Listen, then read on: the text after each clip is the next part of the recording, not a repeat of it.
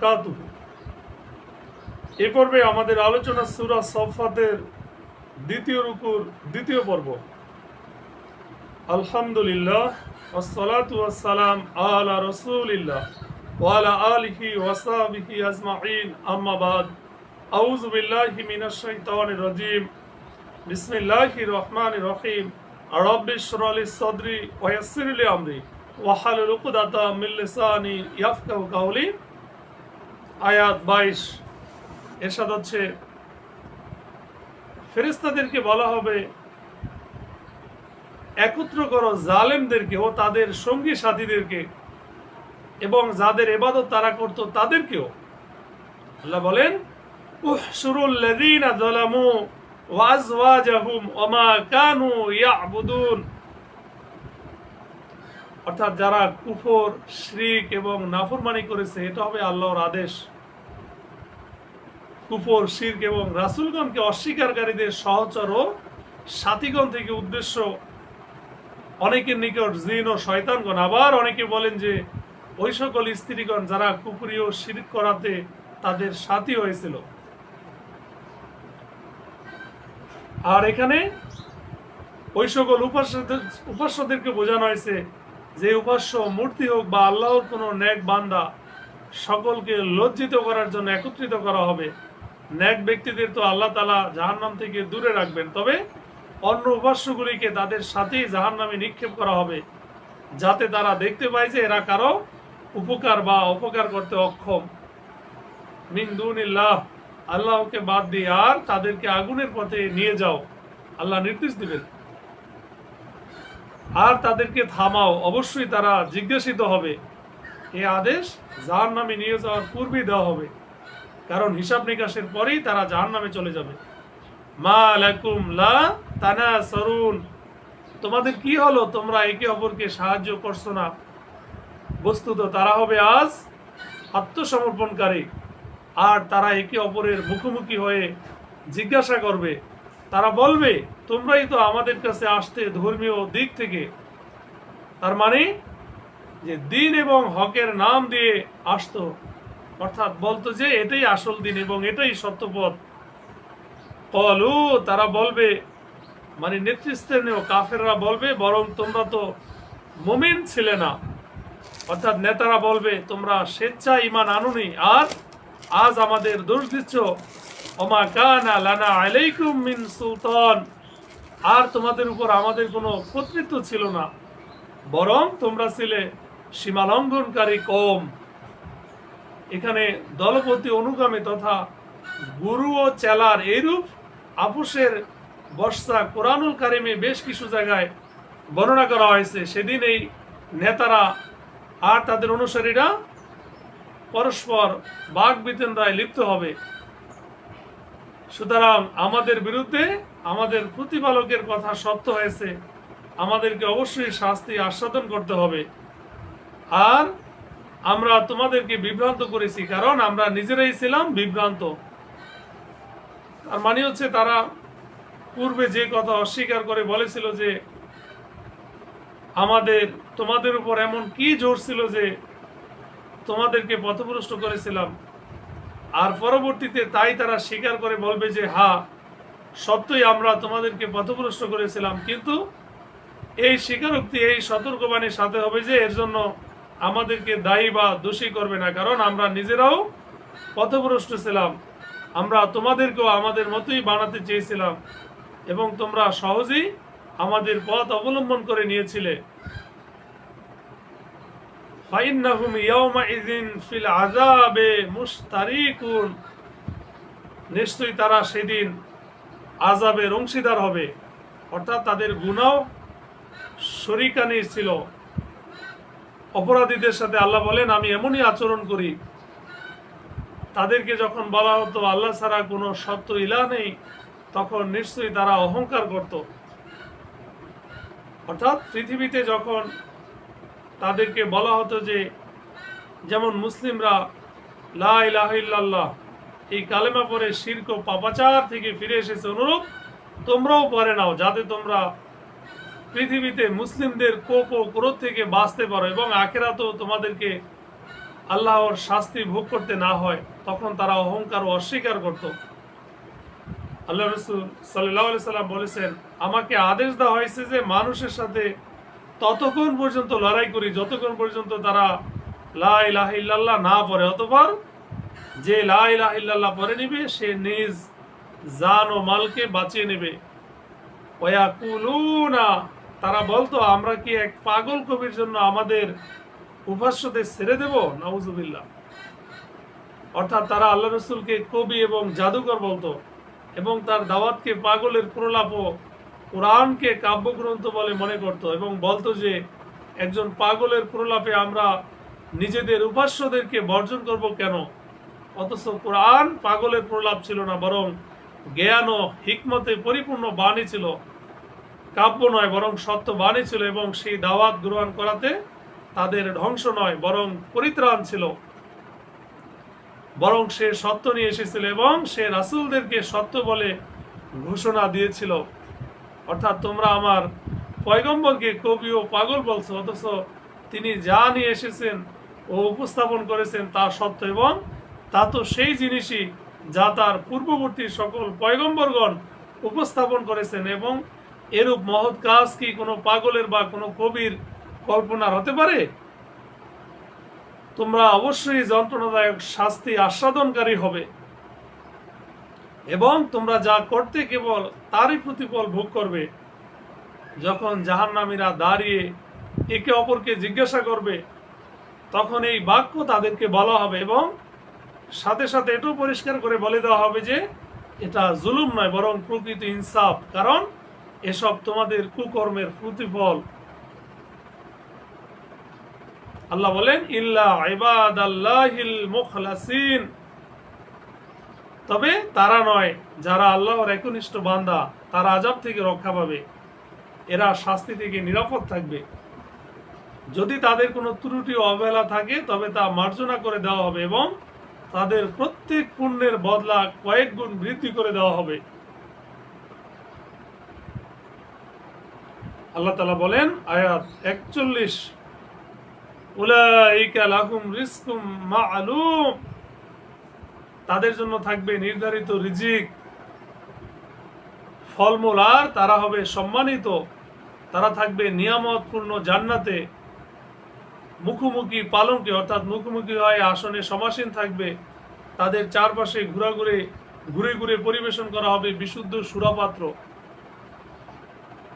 সাদা, পানকারীদের জন্য সুস্বাদু নির্মল পানীয়। তার মানে পৃথিবীর শরাবের রং সাধারণত অস্বচ্ছ বা ঘোলাটে হয়, কিন্তু জান্নাতের শরাব যেমন সুস্বাদু হবে তেমনি তার রং হবে বড় সুন্দর, স্বচ্ছ, অনাবিল। লা ফিহা গাউলুন, তাতে থাকবে না ক্ষতিকর কিছু এবং তারা এগুলো দ্বারা মাতালো হবে না। পৃথিবীর শরাবের মতো তা পান করে বমি, মাথা ব্যথা, মাতলামি ও এ ধরনের আশঙ্কা থাকবে না। তাদের কাছে থাকবে সংযত নয়না, সতীসাধ্যী, ডাগর ডাগর সুন্দর চক্ষু বিশিষ্ট সুন্দরীগণ, হুরগণ, অর্থাৎ আয়ত বা বড় ও ডাগর লোচন বা চক্ষু বা সৌন্দর্যের পরিচয়। বড় টানা চক্ষু বিশিষ্ট সুন্দরী তরুণী, তারা যেন সুরক্ষিত ডিম্ব, অর্থাৎ উট পাখি তার ডানার নিচে নিজ ডিমকে লুকিয়ে রাখে, যার ফলে তা হাওয়া এবং ধুলো মাটি থেকে বেঁচে যায়। বলা হয়েছে উট পাখির ডিমের রং খুব সুন্দর ও সুদর্শন হয়, যা হলুদ মিশ্রিত সাদা হয়, আর এই রংকে মানুষের রূপ জগতে সর্বোৎকৃষ্ট ভাবা হয়। পরন্তু সুরক্ষিত ডিমের সাথে এই সাদৃশ্য শুধু সাদা হওয়ার জন্য নয়, বরং কাঁচা হলুদ বা সোনালী রং মিশ্রিত গৌরবর্ণ সুন্দর রং এবং রূপ হওয়ার দিক দিয়েও। তারা একে অপরের দিকে ফিরে জিজ্ঞাসাবাদ করবে, অর্থাৎ জান্নাতি ব্যক্তিগণ জান্নাতে আপোষে বসে পৃথিবীর ঘটনাসমূহ স্মরণ করবে এবং একে অপরকে সেই ঘটনা শোনাবে। আয়াত 51, তাদের কেউ বলবে, আমার এক সঙ্গী ছিল, সে বলতো, তুমি কি এতে বিশ্বাসী যে, অর্থাৎ সে ঠাট্টা বিদ্রুপ করে উক্ত কথা বলতো।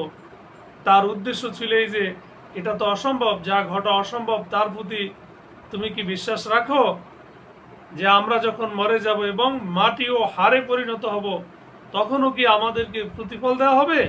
সেভাবে প্রশ্ন করত যে আমাদেরকে জীবিত করে আমাদের হিসাব দেওয়া হবে এবং হিসাব অনুযায়ী প্রতিফল দেওয়া হবে। কলা হাল আনতুম মুত্তালিউন, আল্লাহ তাআলা বলবেন তোমরা কি উকি দিয়ে দেখবে? অর্থাৎ ওই জান্নাতি ব্যক্তি জান্নাতের নিজ সাথীদেরকে বলবে তোমরা কি জাহান্নামে উকি দিয়ে দেখবে? সম্ভবত সেই লোক আমার দৃষ্টিগোচর হবে এবং আমি তোমাদেরকে বলে দেব যে ওই ব্যক্তি এরকম কথাবার্তা বলতো। অনেকের মধ্যে ওই কথার বক্তা মহান আল্লাহ তাআলা অথবা ফেরেশতা। অতঃপর সে উকি দিয়ে দেখবে এবং তাকে পৃথিবীর সঙ্গীকে দেখবে জাহান্নামের মধ্যস্থলে। ক্বালা তাল্লাহি, সে বলবে আল্লাহর কসম, ইন কিত্তা লাতুরদিন, তুমি তো আমাকে প্রায় ধ্বংস করে দিয়েছিলে।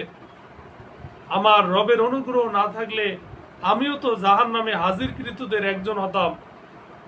অর্থাৎ উকি দিতেই তারা ওই ব্যক্তিকে জাহান্নামের মাঝে দেখতে পাবে এবং তাকে ওই জান্নাতি ব্যক্তি বলবে তুমি আমাকেও পথভ্রষ্ট করে ধ্বংসের পথে ঠেলে দিতে চেয়েছিলে, আমার প্রতি আল্লাহর অনুগ্রহ ছিল, তা না হলে আজ আমিও তোমার সাথে জাহান্নামবাসী হতাম। সত্যই কি আমাদের আর মৃত্যু হবে না? জাহান্নামীদের এই অবস্থা থেকে জান্নাতের আনন্দে উৎফুল্ল হয়ে বলবে আমরা যে জান্নাতি জীবনও তার নিয়ামত পেয়েছি তা কি চিরকালের জন্য নয়? সত্যই কি এখন আর আমাদের মৃত্যু আসবে না? এটা স্বীকৃতি সূচক জিজ্ঞাসা। এখন আমাদের এই জীবন চিরকালের জন্য, আমরা চিরকাল জান্নাতে এবং তোমরা চিরকাল জাহান্নামের শাস্তি থেকে বেঁচে যাবে। আর না আমাদের মৃত্যু হবে যে আমরা জান্নাতের নিয়ামত সমূহ থেকে বঞ্চিত হব। যেমন হাদিসে বর্ণনা হয়েছে যে মৃত্যুকে একটি ভেড়ার আকৃতিতে জান্নাত ও জাহান্নামের মাঝে জবাই করে দেওয়া হবে, ফলে আর কারো মৃত্যু হবে না প্রথম মৃত্যুর পর, এবং আমাদেরকে শাস্তিও দেওয়া হবে না। যা পৃথিবীতে মৃত্যুরূপে এসে গেছে, এখন আমাদের জন্য না মৃত্যু আছে আর না শাস্তি। নিশ্চয়ই এ মহা সাফল্য। এরপর আল্লাহ তাআলা বলেন আয়াত 61, এরূপ সাফল্যের জন্য সাধকদের সাধনা করা উচিত। অর্থাৎ এরূপ নিয়ামত ও এরূপ মহা অনুগ্রহের জন্যই মেহনতকারীদের মেহনত করা দরকার, কারণ এটাই সব থেকে বেশি লাভদায়ক ব্যবসা। ওই ব্যবসা নয় যা পৃথিবীর জন্য ক্ষণিকের এবং লোকসানের সওদা। আপ্যায়নের জন্য কি এটাই শ্রেষ্ঠ না জাক্কুম গাছ, অর্থাৎ দুর্গন্ধময় ও ঘৃণিত বস্তু গিলে খাওয়া? জাক্কুম বৃক্ষের ফল খাওয়াও জাহান্নামীদের জন্য বড় কঠিন হবে, কারণ তা বড় দুর্গন্ধময়, তেতো এবং অতি ঘৃণ্য হবে। অনেকে বলেন যে এটা পৃথিবীর একটা গাছ এবং তা আরবে পরিচিত। এটা এক প্রকার তেতো গাছ যা তিহামা নামক এলাকায় পাওয়া যায়। আর অনেকে বলেন যে এটা পৃথিবীর কোনো গাছ নয়, পৃথিবীর মানুষের নিকট তা অপরিচিত। সীমা লঙ্ঘনকারীদের জন্য আল্লাহ বলেন আমি এই সৃষ্টি করেছি পরীক্ষা স্বরূপ, কারণ সে বৃক্ষের ফল ভক্ষণ করাই বড় পরীক্ষা। অনেকে এই কারণে পরীক্ষা বলেছেন যে তারা তার অস্তিত্বের কথা অস্বীকার করে বলেছিল যে জাহান্নামে যেখানে সর্বদিকে আগুন আর আগুন হবে সেখানে গাছ কিভাবে থাকতে পারে। এখানে জালেম বলতে সেই সকল জাহান্নামীদেরকে বোঝানো হয়েছে যাদের উপর জাহান্নাম ওয়াজিব হবে। এই বৃক্ষ জাহান্নামের তলদেশ থেকে উদ্গত হয়, অর্থাৎ তার মূল ও শিকড় জাহান্নামের তলদেশে হবে, তবে তার ডালপালা সব দিকে ছড়িয়ে থাকবে। এর মোচা শয়তানের মাথার মতো, অর্থাৎ এটি দেখতে এত নিকৃষ্ট কুশ্রী যে একে শয়তানের মাথার সাথে তুলনা করা হয়েছে। যেমন কোনো ভালো লোকের উদাহরণ দিয়ে বলা হয়, ঠিক সে যেন ফেরেশতা। সীমালঙ্ঘনকারীরা তা ভক্ষণ করবে এবং তা দিয়ে তাদের পেট পূর্ণ করবে। তা তাদেরকে জোর করে খাইয়ে পেট পূর্ণ করা হবে, অথবা ক্ষুধার তাড়নায় তাই দিয়ে তারা পেট পূর্ণ করবে। তারা তার উপর অবশ্যই ওদের জন্য ফুটন্ত পানির মিশ্রণ থাকবে, অর্থাৎ খাওয়ার পর গলায় আটকে গেলে তাদের পানির প্রয়োজন হলে তাদেরকে ফুটন্ত গরম পানি দেওয়া হবে, যা পান করার ফলে তাদের নারী বুড়ি ছিন্ন ভিন্ন হয়ে যাবে। অতঃপর অবশ্যই ওদের প্রত্যাবর্তন হবে জাহান্নামের দিকে, অর্থাৎ জাক্কুম ও গরম পানি খাওয়ার পর তাদেরকে পুনরায় জাহান্নামে নিক্ষেপ করা হবে। নিশ্চয়ই ওরা ওদের পিতৃপুরুষদেরকে বিপদগামী হিসেবে পেয়েছিল এবং নির্বিচারে তাদের পদাঙ্ক অনুসরণ করেছিল। তার মানে এখানে জাহান্নামের উল্লেখিত শাস্তির কারণ বর্ণনা করা হচ্ছে যে তারা আল্লাহকে বাদ দিয়ে আপন বাপ দাদাদের পথভ্রষ্টদের উপর পেয়েও তাদের অন্ধ অনুকরণ করে চলেছিল এবং প্রমাণ ও স্পষ্ট দলিল ছেড়ে অন্ধবিশ্বাসের পথ বেছে নিয়েছিল। আয়াত 71 আল্লাহ বলেন, ওয়ালাকাদ দাল্লা ক্বাবলাহুম আকসারুল আউয়ালিন, আর নিশ্চয়ই এদের পূর্বে প্রাথমিক যুগের মানুষের বেশিরভাগই পথভ্রষ্ট ছিল। শুধু এরাই পথভ্রষ্ট হয়নি, বরং তাদের পূর্ববর্তী অধিকাংশ মানুষই পথভ্রষ্ট ছিল। আল্লাহ বলেন, এবং আমি অবশ্যই ওদের মধ্যে সতর্ককারী প্রেরণ করেছিলাম, অর্থাৎ তাদের পূর্ববর্তী মানুষদের নিকট সতর্ককারী অর্থাৎ রাসূল পাঠিয়েছিলাম। তারা সত্যের পয়গাম পৌঁছে দিয়েছেন এবং তা গ্রহণ না করলে তাদেরকে আল্লাহর শাস্তির ব্যাপারে ভীতি প্রদর্শন করেছেন, কিন্তু তাদের উপর কোনো প্রভাব পড়েনি। পরিণামে তাদেরকে ধ্বংস করে দেওয়া হয়েছে, যেমন পূর্ববর্তী আয়াতে তাদের শিক্ষামূলক পরিণতির প্রতি ইঙ্গিত করা হয়েছে। আল্লাহ বলেন, সুতরাং লক্ষ্য করুন যাদেরকে সতর্ক করা হয়েছিল তাদের পরিণাম কি হয়েছিল। তবে আল্লাহর বিশুদ্ধ চিত্ত বান্দাদের কথা স্বতন্ত্র। আল্লাহ তাআলা আমাদের সঠিক বুঝ দান করুক। আমিন।